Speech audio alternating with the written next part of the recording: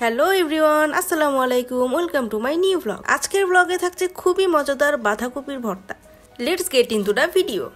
প্রথমেই লাগবে বাঁধাকপি। তো আমি একটা বাঁধাকপি নিয়ে এটাকে কুচি কুচি করে নিয়েছি। তো আপনারা যতটুকু পরিমাণে ভর্তাটা বানাবেন সেই পরিমাণ অনুযায়ী বাঁধাকপিটাকে নিয়ে নেবেন। তো বাঁধাকপিটাকে কুচি করে নিয়ে ভালো মতো ধুয়ে এখানে পানিটাকে ঝরিয়ে নিতে হবে। তারপরে এই বাঁধাকপিটাকে একটা প্যানের মধ্যে নিয়ে নিলাম। এখন বাঁধাকপিটাকে রান্না করে একটুখানি সিদ্ধ করে নিতে হবে।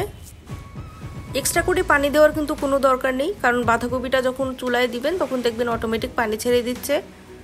তো এখন লবণ আর সামান্য পরিমাণ একটুখানি হলুদ দিয়ে বাঁধাকপিটাকে সিদ্ধ করে নিতে হবে।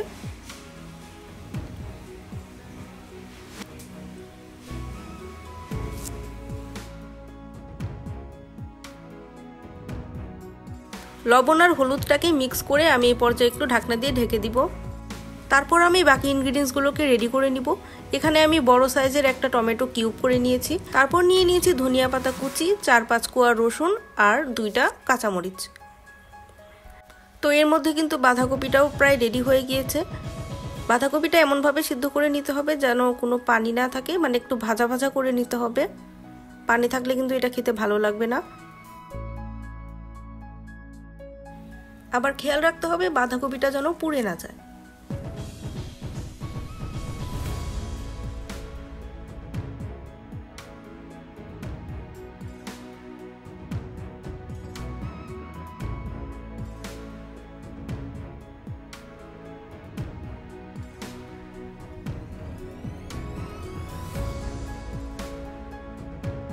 তারপর এখন পেঁয়াজ মরিচগুলোকে ভেজে নিতে হবে।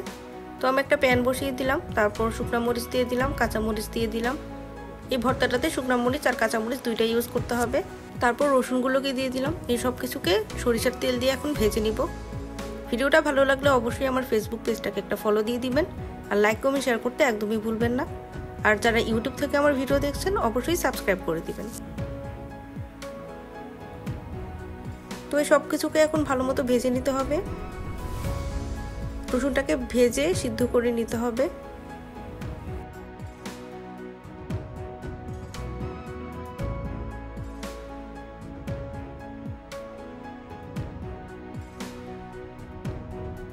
তারপর আমি একটা সাইডে পেঁয়াজগুলো দিয়ে দিলাম।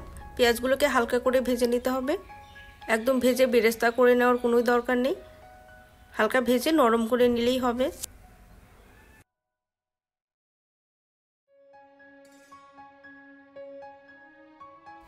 মরিচগুলো হয়ে গিয়েছিল তাই আমি তুলে নিলাম। রসুনটা এখনো প্রপারলি সিদ্ধ হয়নি, সেজন্য আমি পেঁয়াজ আর রসুনটাকে আর একটুখানি ভেজে নিব।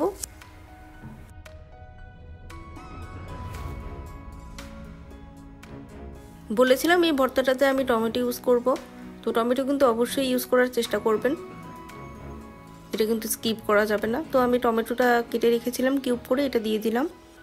এখন টমেটোটাকে ভেজে মেল্ট করে নিতে হবে। টমেটোটা ভেজে নেওয়ার সময় একটুখানি লবণ দিয়ে দিবেন, তাতে খুব সহজে এটা মেল্ট হয়ে যাবে।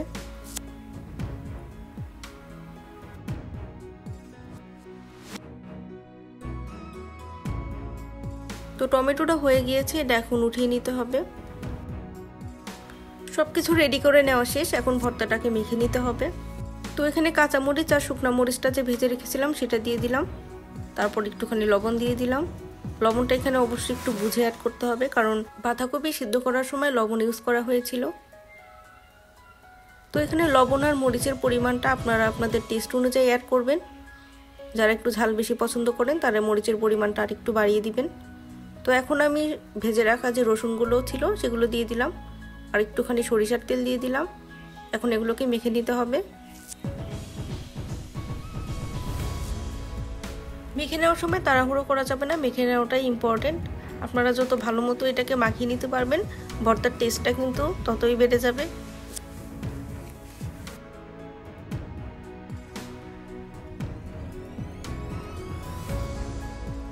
তারপর এখানে ভেজে রাখা টমেটোটা দিয়ে দিলাম, তারপর আবার একটুখানি মাখিয়ে নিব।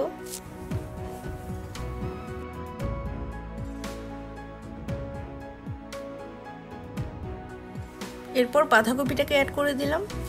এই সিজনে কিন্তু অনেক বাঁধাকপি পাওয়া যাচ্ছে, আপনারা কিন্তু অবশ্যই বাসায় এটা ট্রাই করবেন। অ্যান্ড আমি গ্যারান্টি দিয়ে বলছি, আপনারা একবার যদি এটা খান বারবার খেতে মন চাইবে।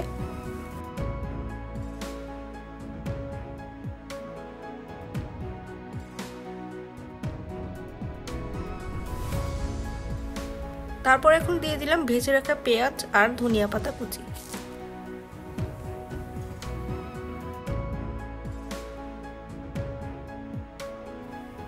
এই তো সবকিছু ভালোভাবে মিক্স করে নেওয়া হলেই ভর্তাটা রেডি হয়ে যাবে।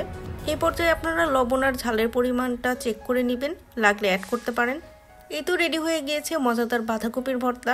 আপনারা একবার হলেও বাসায় এটা ট্রাই করবেন। আজকের মতো বাই।